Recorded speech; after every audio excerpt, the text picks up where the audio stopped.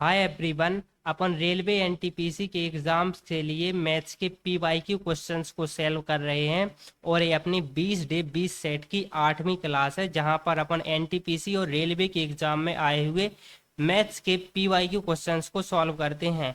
तो अगर आप रेलवे एनटीपीसी के एक सीरियस एस्पिरेंट हैं तो ये क्लासेस आपके लिए रामबाण साबित होंगी।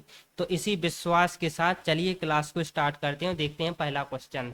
देखिए पहला क्वेश्चन, इस क्वेश्चन में कहा गया है कि प्रति वर्ष 12% पर 3 साल के लिए किसी धनराशि पर साधारण ब्याज 6750 है। वार्षिक रूप से संयोजित करने पर उसी अवधि के लिए समान दर पर समान राशि पर चक्रवृद्धि ब्याज ज्ञात कीजिए। क्वेश्चन में कहा किया गया है कि जो 12% की दर पर किसी प्रिंसिपल के लिए 3 साल का साधारण ब्याज 6750 है, तो सेम दर अर्थात 12% की दर पर 3 साल का चक्रवृद्धि ब्याज बताओ उसी प्रिंसिपल के लिए। तो जब भी इस प्रकार का क्वेश्चंस आए तो इस प्रकार के क्वेश्चंस को अपन 10 सेकंड में कर सकते हैं। आप किसी भी टीचर का और तरीका देख लीजिए, किसी ने भी इस तरीके से नहीं कराया होगा कि वो इस क्वेश्चंस को 10 सेकंड में करा दी। तो लेकिन मैं आपको बताऊंगा इस क्वेश्चन को अपन 10 सेकंड भी ज्यादा है, 10 से पहले ही सेकंड में कर देंगे। देखिए, देखना अपन को कि दर क्या दी गई है। तो आप कहोगे कि दर दी गई है 12%। तो 12% की दर पर अपन को चक्रवृद्धि ब्याज ज्ञात करना है किसी प्रिंसिपल पी के लिए। प्रिंसिपल को भी नहीं पता अर्थात अपन को मूलधन का भी नहीं पता, लेकिन अपन देख रहे हैं दर कितनी है। तो आप कहोगे 12%। मैं कहूंगा 12% के अभाज्य गुणनखंड क्या होंगे। तो आप कहोगे इसके अभाज्य गुणनखंड के रूप में लिखेंगे तो 2 गुणे 2 गुणे 3। तो मैं कहूंगा कि 2 को छोड़कर, जैसे ये 2 है ना, तो 2 और 5 को छोड़कर जब भी दर के अभाज्य गुणनखंड 2 और 5 आए तो उसे बस छोड़कर जो भी गुणनखंड रह जाएं, जैसे गुणनखंड रह गया कितना 3, तो जो भी चक्रवृद्धि ब्याज निकलेगा वो इस 3 से जरूर कटेगा। जो इस 3 से जरूर कटेगा अर्थात 2 और 5 के बाद जो भी गुणनखंड रह जाए चक्रवृद्धि ब्याज उससे जरूर कटता है। इस केस में 3 रह गया, तो जो भी चक्रवृद्धि ब्याज होगा वो 3 से जरूर डिवाइजेबल होगा। अब देख लो 3 से डिवाइजेबल कौन है, ए है, नहीं है। 7000 3 से नहीं कटता। इसको देख लो 7 5 12 और 4 16, 16 3 से नहीं कटता, तो ये संख्या 3 से नहीं कटती। इसको देख लो 9 और 7 16, 16 और 2 18, 4 22, ये 3 से डिवाइजेबल नहीं है। इसको देखो 7 5 12, 12 और 9 21, 2 23 और 4 27, 27 3 से कट जाता है, संख्या भी 3 से कट जाएगी। यही अपना आंसर है। कितना सेकंड का टाइम लगा? आप विथिन 2 सेकंड में भी इस क्वेश्चन को सॉल्व कर सकते थे। चलिए अगला क्वेश्चन देखिए, ए है अगला क्वेश्चन। अब इस क्वेश्चन को देखो, इस क्वेश्चन में कहा गया है कि 600 लीटर शुद्ध शराब में से पहले y लीटर शराब निकाली और उतने ही लीटर पानी मिला था, और फिर से 120 लीटर मिश्रण निकाला और प्रत्येक बार उतनी ही मात्रा में पानी डाल दिया गया। अंत में प्राप्त मिश्रण में शराब और पानी का अनुपात 12:13 था। तो बताएं कि y का मान क्या है। देखिए इस क्वेश्चन को भी अपन 20 सेकंड में सॉल्व कर सकते हैं, 20 सेकंड में। और आप देख लेना ऐसा सॉल्यूशन भी किसी ने नहीं कराया होगा। तो देखना, मैं आपको कहना क्या चाहता हूँ, सिर्फ आप मेरी लैंग्वेज को पकड़ना। पहली बात तो ये है कि अगर शराब शुद्ध शराब दी गई है 600 लीटर, तो उसमें से पहले y लीटर निकालो या फिर पहले 120 निकाल दो, उसके बाद y लीटर निकालो। इससे कोई फर्क नहीं पड़ेगा।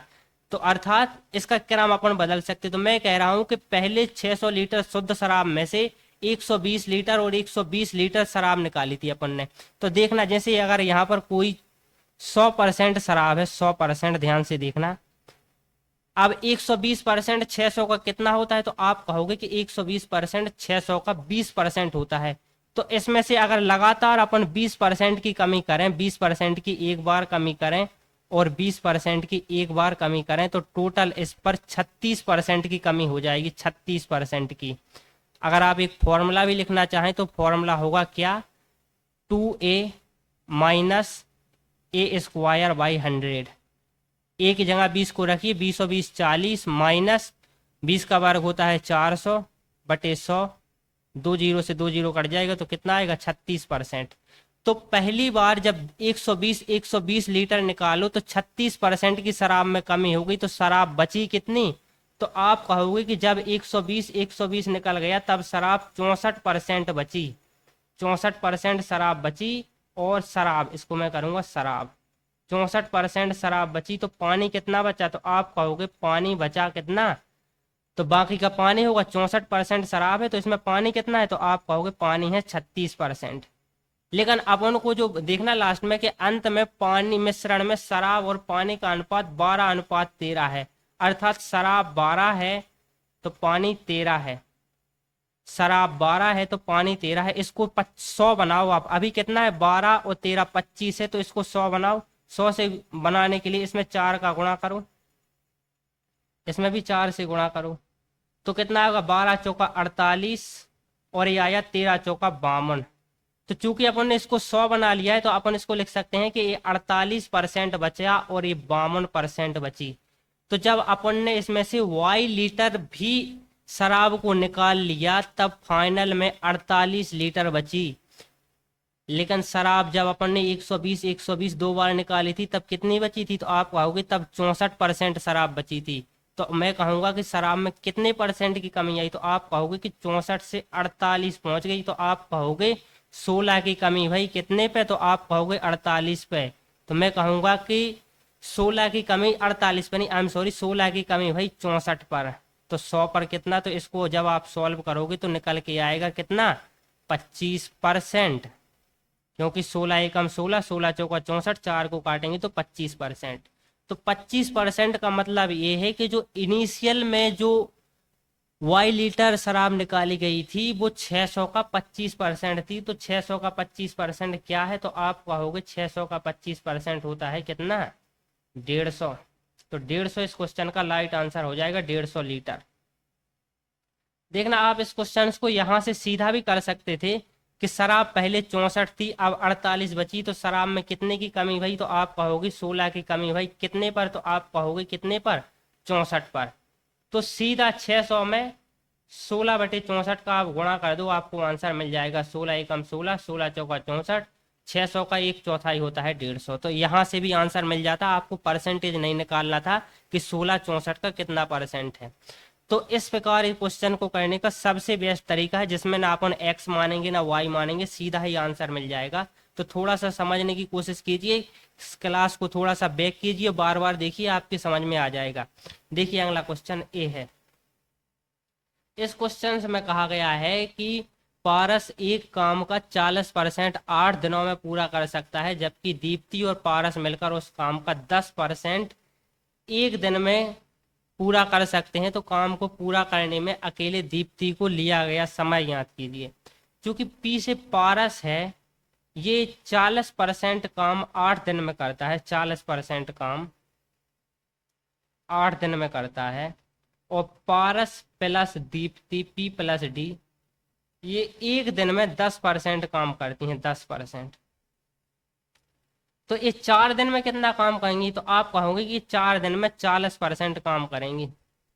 तो 4 दिन में 40% काम करने का मतलब है कि पारस भी 8 दिन में 40% काम करता है, तो ये 4 दिन में 20% काम करेगा।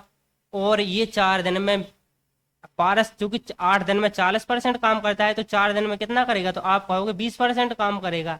तो अब आप ध्यान से देखना कि ये जो 4 दिन में 40% पी प्लस डी अर्थात पारस और दीप्ति ने किया है, इसमें से 20% काम तो उसी ने किया है, तो बाकी का बचा 20% काम किसने, दीप्ति ने किया होगा। तो यहां से सिर्फ एक निष्कर्ष निकला, एक नहीं एक्चुअली 2 निष्कर्ष निकल आए कि दीप्ति और पारस के जो काम करने की क्षमता है वो बराबर है, अर्थात दीप्ति को जितना समय लगेगा उतना ही समय पारस को लगेगा। तो पारस, अब देखना आप क्वेश्चन में क्या कहा गया है कि जो पारस है वो 8 दिनों में 40% काम करता है, तो इसका मतलब ये कि दीप्ति भी 8 दिनों में 40% काम करती होगी। तो एक दिन में कितना काम करेगा, तो आप कहोगे एक दिन में 5%, और एक दिन में 5% करता है, तो 100% काम करने के लिए 100/5 अर्थात 20 दिन का समय लगेगा, जो कि ऑप्शन नंबर डी में है। तो ये क्वेश्चंस को अपन विद इन सेकंड में सॉल्व कर सकते हैं। एक बार और मैं समझा दे रहा हूं कि पारस 8 दिनों में 40% काम करता है, तो 4 दिन में कितना करेगा, वो 20% काम करेगा। मैं कहूंगा कि पारस प्लस दीप्ति एक दिन में 40% काम करती हैं, तो 4 दिन में, तो 4 दिन में वो 40% काम करेंगी। मैं कहूंगा पारस अकेले 4 दिन में 20% करता है, तो जो पारस और दीप्ति ने 4 दिन में 40 किया है, इसमें से 20% तो पारस ही का है, तो बाकी का 20% दीप्ति का है। तो 4 दिन में 20% दीप्ति करती है, 20% पारस करता है, इसका मतलब दोनों बराबर काम करते हैं।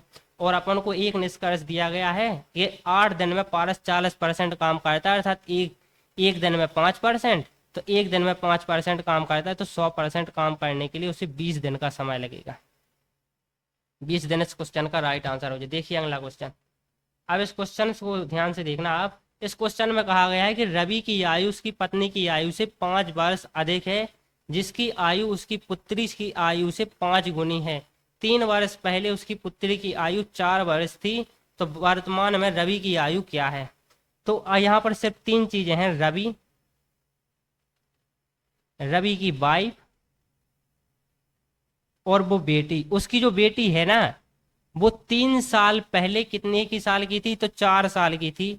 अभी उसकी उम्र कितनी होगी? तो आप कहोगे कि अभी उसकी जो पुत्री की उम्र है ना, वो 4 और 3 7 साल होगी। क्वेश्चन में कहा गया है जिसकी आयु उसकी पुत्री की आयु से 5 गुनी है। जिसकी किसके लिए ये शब्द आया? तो जिसकी आया है शब्द, इससे ठीक पहले जिसकी बात हो रही, इससे पहले ठीक किसकी बात हो रही? उसकी पत्नी की बात हो रही। तो उसकी पत्नी की आयु उसकी पुत्री की आयु से 5 गुनी अधिक है। तो अर्थात अगर पुत्री की आयु 7 है, तो उसकी पत्नी की आयु कितनी? 7 पाना 35 होगी। और इसकी पत्नी की आयु पति से 5 वर्ष कम है, तो पति की आयु 40 वर्ष होगी। तो 40 इस क्वेश्चन का राइट आंसर हो जाएगा, जो कि ऑप्शन नंबर सी में है। तो विथ इन सेकेंड का क्वेश्चन था, सिर्फ समझने का। देखिए अगला क्वेश्चन ए है। अब इस क्वेश्चन में कहा गया है कि 3 व्यक्तियों ने एक व्यवसाय में 1/2, 1/3, 1/4 के अनुपात में धन निवेश किया। तो वर्ष के अंत में कुल लाभ 15,600 था। तो लाभ का सबसे बड़ा हिस्सा ज्ञात कीजिए। तो पहली बात, जो व्यक्ति जिस अनुपात में निवेश करता है उसे उसी अनुपात में लाभ प्राप्त होता है। तो निवेश किस अनुपात में किया है? आप कहोगे कि 1/2 अनुपात 1/3 अनुपात 1/4। तो मैं कहूंगा इस बटे को हटाओ। तो बटे के हटाने के लिए इन तीनों का पहले आप लघुत्तम समापवर्धक ले लीजिए। इन तीनों का लघुत्तम समापवर्धक आप कहोगे 12 है, तो इसमें 12 का गुणा कर दो तीनों में। तो जब इसमें 12 का गुणा करेंगे 1/2 में, तो 6 आएगा। 1/3 में करेंगे तो 4 आएगा, और 1/4 में करेंगे तो 3 आएगा। तो उनके निवेश का ये जो नया रेशियो आया वो क्या आया? 6:4:3 निवेश का। तो उनके लाभ का भी यही रेशियो होगा, क्योंकि निवेश का रेशियो लाभ के रेशियो के बराबर होता है। अर्थात जो निवेश का रेशियो होता है वही लाभ का रेशियो होता है। तो यही निवेश का रेशियो है, यही लाभ का रेशियो है। तो टोटल लाभ देखो आप कितना है? 6 और 4 10 और 3 13। तो इस 13 की वैल्यू अर्थात लाभ की वैल्यू कितनी दी गई है? 15,600। और अपन से पूछा है कि सब लाभ का सबसे बड़ा हिस्सा, सबसे बड़ा हिस्सा कौन? ये 6 वाला होगा। तो इस 6 की वैल्यू अपन को ज्ञात करनी है। अब सॉल्व कर दो। 13 एकम 13, बचा 2, 13 दूनी 26, और 2 0, 22 छंग 72, और डबल 0 7200 इस क्वेश्चन का राइट आंसर हो जाएगा, जो कि ऑप्शन नंबर ए में है। चलिए ये क्वेश्चन देखिए। अब इस क्वेश्चन से, ये अच्छा क्वेश्चन से, ये हर बार एग्जाम में पूछा जाता है, तो इस बार भी इसके पूछे जाने की सबसे अधिक संभावना है। इसमें कहा गया है कि श्रेणी 1/5 गुणे 6 प्लस 1/6 गुणे 7 प्लस 1/7 गुणे 8 प्लस डॉट डॉट डॉट के पहले 20 पदों का योग ज्ञात कीजिए। तो ये रेलवे एनटीपीसी के एग्जाम में पूछा हुआ क्वेश्चन है। इस क्वेश्चन को करने का क्या तरीका है? तो पहली बात तो इसका 20वां पद है क्या? अपन को तो सिर्फ ये पहला पद है, ये दूसरा पद है, तीसरा पद है, 20वां पद ही नहीं पता कि क्या है। तो 20वां पद पहले अपन निकालेंगे। वो कैसे निकालेंगे?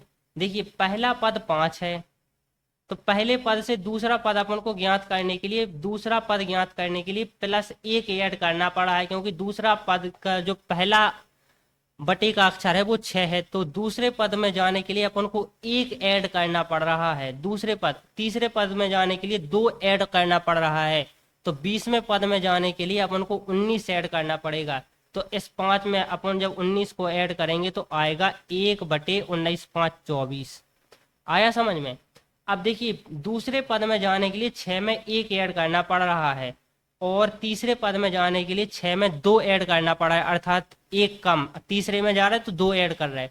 तो अपन को जब 24वें में जाना है, नहीं आई एम सॉरी 20वें में जाना है, तो अपन को इसमें 19 ऐड करना पड़ेगा। तो 6 और 19 कितना होता है? तो आप कहोगे 25।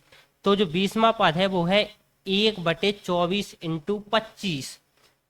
अब देखिए इस प्रकार के क्वेश्चंस को सॉल्व करने का सबसे अच्छा तरीका क्या है किस प्रकार के क्वेश्चंस को सॉल्व करने का एक सूत्र होता है, जैसे आप फॉर्मूला कह सकते हैं, वो क्या है कि 1/, कॉमन डिफरेंस बटे first part of first time minus last part of last time.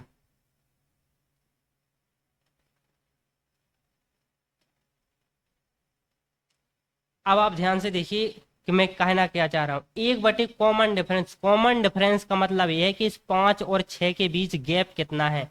तो आप कहोगे कि 1 का गैप है। सेम इसी प्रकार 6 और 7 के बीच, 7 और 8 के बीच। तो 1/, कॉमन डिफरेंस का मतलब है 1 into first part of first time. ये जो पहला पार्ट दिया गया है 1/5 गुणे 6, इसकी पहली टर्म क्या है? तो आप कहोगे कि पहली टर्म 5 है, दूसरी टर्म 6 है। तो पहले पार्ट की पहली टर्म, तो first part of first term का मतलब होगा 1/5। अब आप ध्यान से देखना, minus last part of last time. Last time कितनी है? 1/24 इंटू 25। इसकी लास्ट टाइम कितनी है? तो आप कहोगे 25। तो 1/25। अब इसको सॉल्व कर दो, अपना आंसर आ जाएगा। अब जब इसको सॉल्व करेंगे, 5 और 25 का एलसीएम 25 आएगा, और 5 का भाग 25 में 5 बार जाएगा, यहाँ पर 5 आएगा। 5 माइनस 1 बराबर 4/25। और यहाँ पर अपन जब इसमें भाग देंगे तो भाग नहीं जाएगा, तो दशमलव लगाएंगे। दशमलव लगाएंगे तो 40 हो जाएगा। 25 से कम 25 बचेगा 15, और 15 को सॉल्व करेंगे तो 25 छक्के 150, 0.16 इस क्वेश्चन का राइट आंसर हो जाएगा, जो कि ऑप्शन नंबर ए में है। तो इस क्वेश्चन के माध्यम से सिर्फ अपन को फॉर्मूला याद करना है। फॉर्मूला क्या है इस प्रकार के क्वेश्चंस को सॉल्व करने का? 1 upon common difference. Common difference क्या है कि इनके बीच 5 और 6, 6 और 7, 7 और 8 के बीच अंतर क्या है।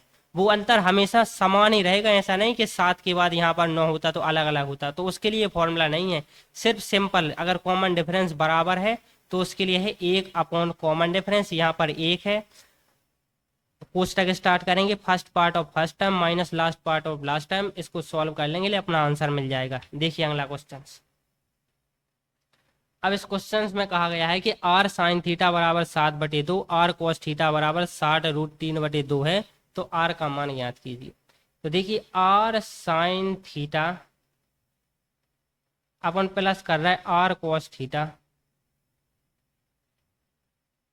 बराबर 7/2 प्लस 7√3/2।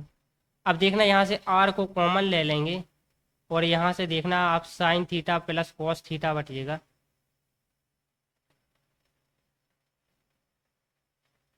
और यहाँ से अपन 7 को कॉमन ले लेंगे, तो यहाँ पर क्या बचेगा? आप होगे यहाँ पर बचेगा 1/2 प्लस √3/2।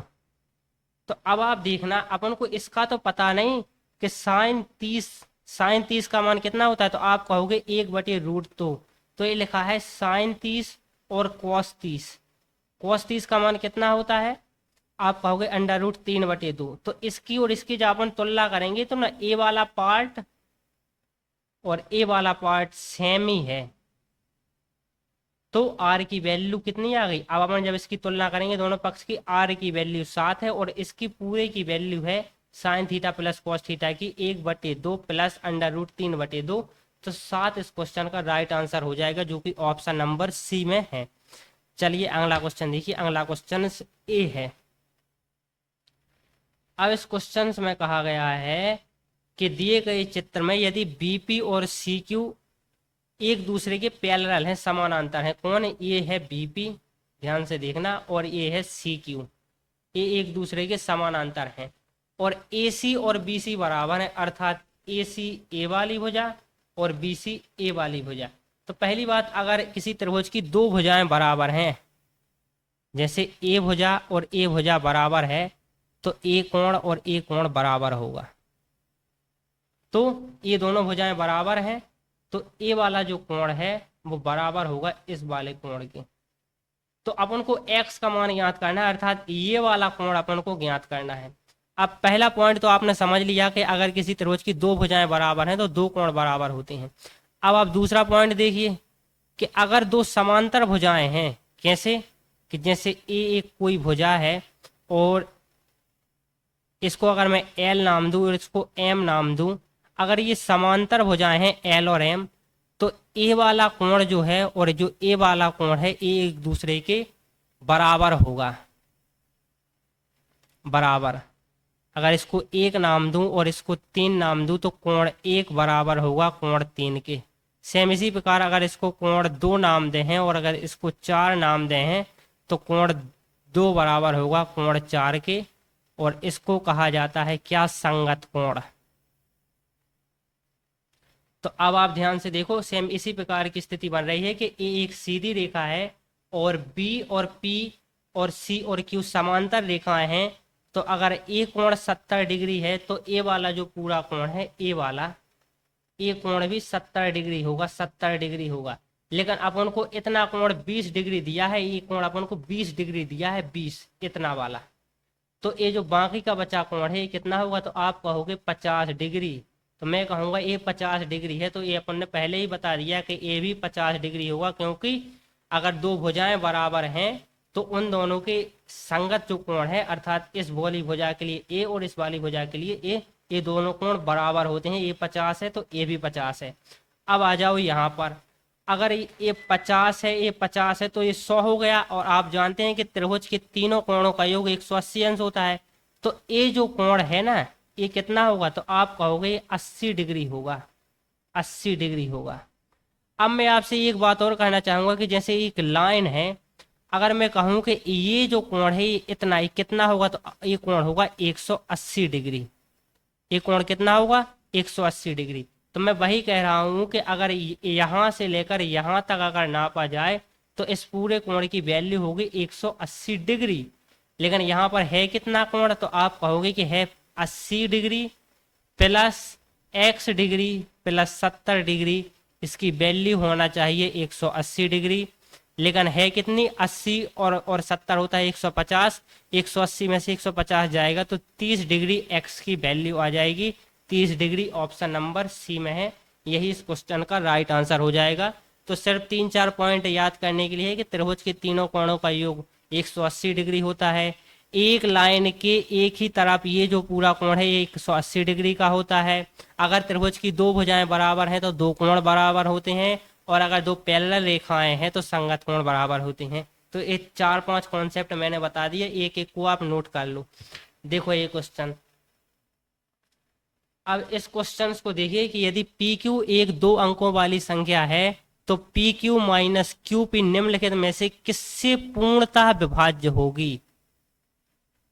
तो पहले तो आप क्या करना है, इस प्रकार की क्वेश्चंस को करने के लिए एग्जाम में आए तो आप दो संख्याएं ले लेना। कैसे, एक ले लिया 72 और एक ले लो आप 68। तो 72 की उल्टी क्या बनेगी, 27, इसको घटा लो, और 68 की उल्टी क्या बचेगी, 86। तो 86 में से 68 को आप घटाना, तो जो भी अंतर आए उसमें इसका भाग दे के देखना, जिसका भाग चला जाएगा उसको अपन को टिक मार देना। लेकिन इसमें एक खतरा है कि इसमें ऑप्शन गलत भी हो सकता है। तो देखना इस क्वेश्चन को अपन कैसे करेंगे। इसमें कहा गया है कि P Q minus Q P किससे 100% डिवाइजेबल होगा हर बार। तो देखना इस पी क्यू को जैसे अपन लिखते हैं जैसे 95, तो इसको अपन लिख सकते हैं 90 + 5, तो 9 × 10 लिख सकते हैं ना इसको। तो मैं वही कह रहा हूँ, इस पी की जगह अपन लिख सकते हैं कितना कि 10 × p प्लस क्यू माइनस, इस क्यू की जगह अपन लिख सकते हैं 10q। अब आप ध्यान से देखना, प्लस p। अब जब इस कोष्टक को हटाएंगे तो यहाँ से क्या आएगा, यहाँ से आएगा 10p + q minus 10q minus p। तो 10q में से 1q जाएगा तो 9q बचेगा, और 10p में से 1p जाएगा तो 9p बचेगा। तो क्या बचा, 9p माइनस 9q। और अगर इसको सॉल्व करेंगे तो 9 तो कॉमन आ जाएगा, बचा क्या, p माइनस q।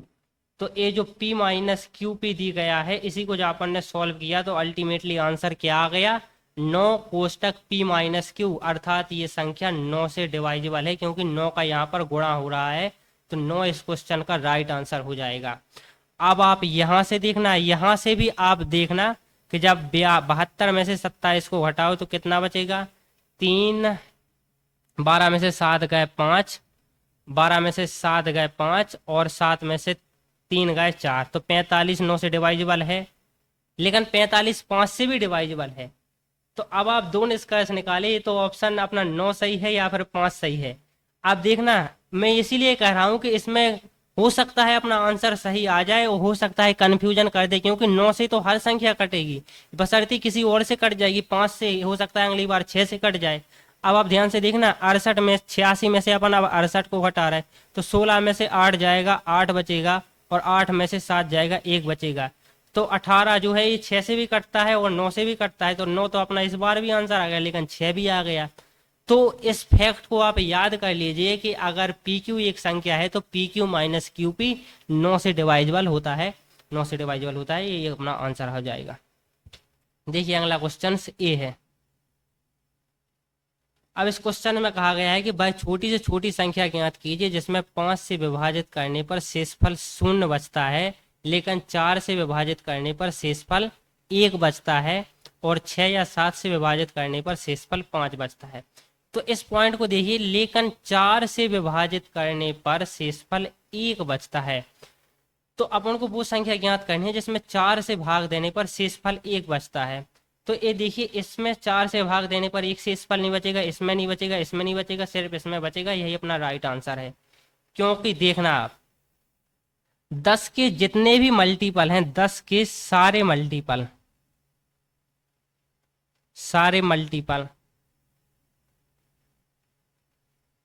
या तो 4 से डिवाइजेबल होते हैं, या 4 से डिवाइजेबल होते हैं, या फिर रिमाइंडर 2 देते हैं, रिमाइंडर 2। जैसे 10 में अगर अपन 4 का भाग देंगे 2 शेषफल आएगा, लेकिन अगर 20 में देंगे तो पूर्णतः डिवाइजेबल हो जाएगा, 30 में देंगे फिर 2 शेषफल आएगा, 40 में देंगे फिर भाग चला जाएगा, 50 में फिर 2 शेषफल आएगा। तो क्या मैंने बताया कि 4 से भाग देने पर 10 के जो सारे मल्टीपल हैं, अगर उसमें अपन 4 का भाग दें तो उससे 2 रिमाइंडर आता है, लेकिन अपन से क्वेश्चन ने कहा है कि रिमाइंडर 1 बचता है, तो ये तीनों अपना आंसर नहीं होंगे। आंसर होगा कितना अपना 425। 425 इस क्वेश्चन का राइट आंसर हो जाएगा, जो कि ऑप्शन नंबर सी में है। तो आज के अपन ने लगभग सारे क्वेश्चंस को कंप्लीट कर लिए हैं। तो जुड़े रहिए हमारे साथ, और ये सीरीज आपके लिए बेहद कारगर साबित होगी। तो जुड़े रहिए हमारे साथ, और इस चैनल को ज़्यादा से ज़्यादा लोगों के साथ शेयर कीजिए। मैं अपना 100% आपको दे रहा हूं, जिससे आप एग्ज़ाम में बेहतर से बेहतर स्कोर कर पाएँ। तो आपका एक कर्तव्य बनता है कि आप लोगों तक इस वीडियो को पहुंचाएं। तो इसी आशा के साथ आज की क्लास को समाप्त करते हैं।